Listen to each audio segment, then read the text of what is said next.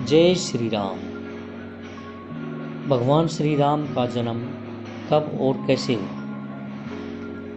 यह कथा अवध अर्थात अयोध्या की है और बहुत पुरानी है।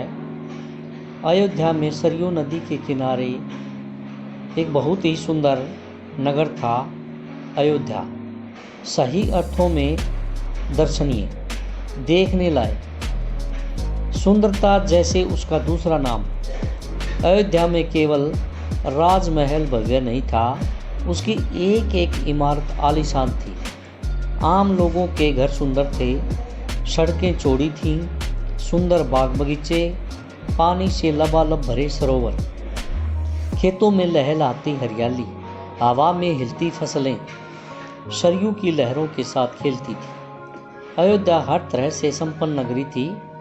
संपन्नता कोने कोने तक बिखरी हुई, सभी सुखी, सभी समृद्ध। दुख और गरीबी को अयोध्या का पता ही नहीं मालूम था, या उन्हें नगर की सीमा में प्रवेश करने की इजाज़त नहीं थी।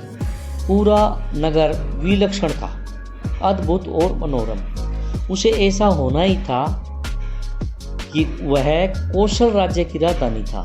राजा दशरथ वहीं रहते थे। उनके राज में दुख का भला क्या काम। राजा दशरथ कुशल योद्धा और न्यायप्रिय शासक थे।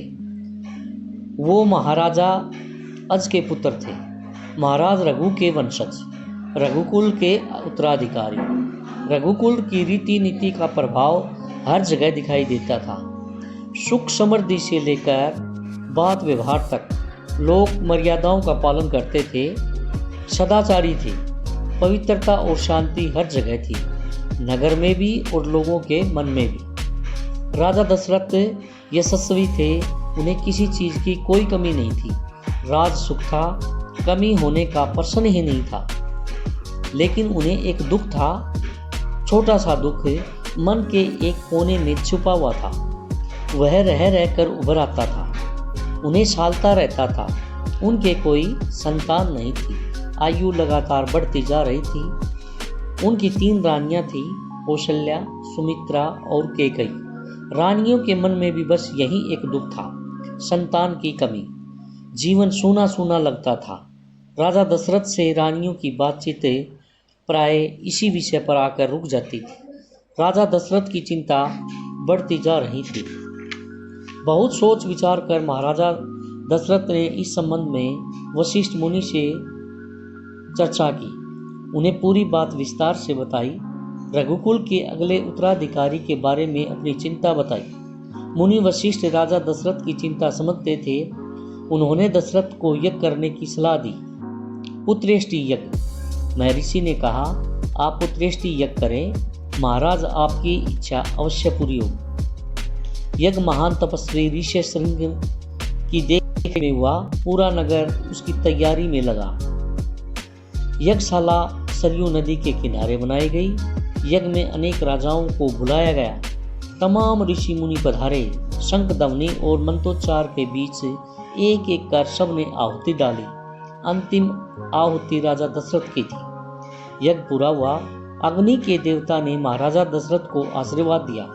कुछ समय बाद दशरथ की इच्छा पूरी हुई। तीनों रानियां पुत्रवती हुईं। महारानी कौशल्या ने राम को जन्म दिया। चैत्र मास की नवमी के दिन रानी सुमित्रा के 2 पुत्र हुए, लक्ष्मण और शत्रुघ्न। रानी कैकेयी के पुत्र का नाम भरत रखा गया। राजमहल में खुशी छा गई। नगर में बधाइयां बजने लगी, मंगल गीत गाए गए। हर ओर खुशी ही खुशी, उत्सव जैसा दृश्य। राजा बहुत खुश थे, उनकी मनोकामना पूरी हुई। प्रजा प्रसन्न थी कि दशरथ की चिंता दूर हो गई। नगर में बड़ा समारोह आयोजित किया गया, वो भी धूमधाम से। आयोजन में दूर दूर से लोग आए। राजा दशरथ ने सबको पूरा सम्मान दिया और उन्हें कपड़े, अनाज और धन देकर विदा किया। इसी दिन भगवान श्री राम के साथ साथ हनुमान जी का भी जन्म हुआ और माता सीता का भी इसी दिन जन्म हुआ बताते हैं। जय श्री राम।